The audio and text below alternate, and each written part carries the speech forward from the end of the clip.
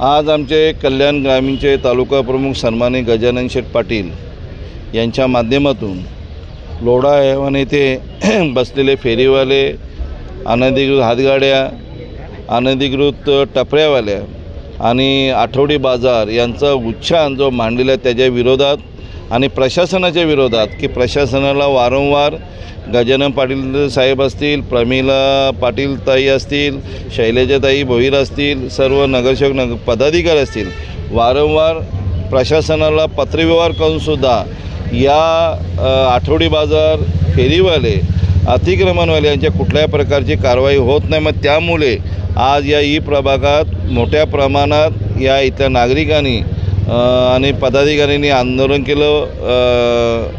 ठिय्या आंदोलन करायचं होतं, याप्रमाणे आंदोलन केलेले आहे आणि त्याचप्रमाणे आज इथले प्रभाग क्षेत्र अधिकाऱ्यांनी आम्हाला आश्वासित केलेलं आहे की आजपासूनच फेरीवाले असतील, आठवडा बाजार असतील यांच्या कारवाई केली जाईल। आठवडा बाजार हा कायमचा बंद केला जाईल असा आम्हाला इथे शब्द दिलेला आहे आणि तो शब्दाला मान देऊन आम्ही आजचं आंदोलन माघार घेत आहोत। आणि इथले जे अधिकारी, खालचे जे अधिकारी असे त्यांनी जे फेरीवाल्यांना मदत करत असतात त्यांच्यावर पण कारवाई करावी, त्यांना ते तातडीने बदली करावी अशी आम्ही मागणी केली आणि त्या मागणीला उत्स्फूर्त असा पाठिंबा दिलेला वार्ड ऑफिसरनी। आणि मग त्यामुळे आमचा फक्त आजचा जो आंदोलन आहे आम्ही तो स्थगित केलेला आहे। मगाशी गजानन पाटील साहेबांनी सांगितलं की अजून याच्यावर शिवसेना उतरलेली नाही, पण याच्या पुढच्या काळात जर हे फेरीवाले मुक्त झाला नाही, आठवडा बाजार मुक्त झाला नाही तर शिवसेना पक्षाच्या वतीने मोठं जनआंदोलन या कल्याण डोंबिवली महानगरपालिकेवर केलं जाईल असा आम्ही आजच्या दिवशी त्यांना इशारा दिलेला आहे। आज आमच्या लोढा हैवानमधील ज्या नागरिकांना खरोखर या हातगाडी, टपरी आणि आठवडा बाजाराचा ज्यांना त्रास होत होता तीच लोक फक्त इथे मोर्चाला आलेली। 15 दिवसापूर्वी आमच्या सन्माननीय संसदरत्न खासदार डॉक्टर श्रीकांत शिंदे साहेबांनी महानगरपालिकेच्या आयुक्तांना कडक शब्दात सूचना दिलेल्या होत्या की जर तुम्ही हे सगळे आठवडा बाजार जे पूर्ण महानगरपालिका हद्दीत आहेत ते हे बंदच झाले पाहिजेत। आणि तरीसुद्धा ह्या महानगरपालिका प्रशासनाला त्याचा काही फरक पडला नाही, म्हणून आम्ही हा लोढा हैवानच्या फक्त नागरिकांमधून जो संताप होता तितक्याच लोकांना इथे घेऊन आलो।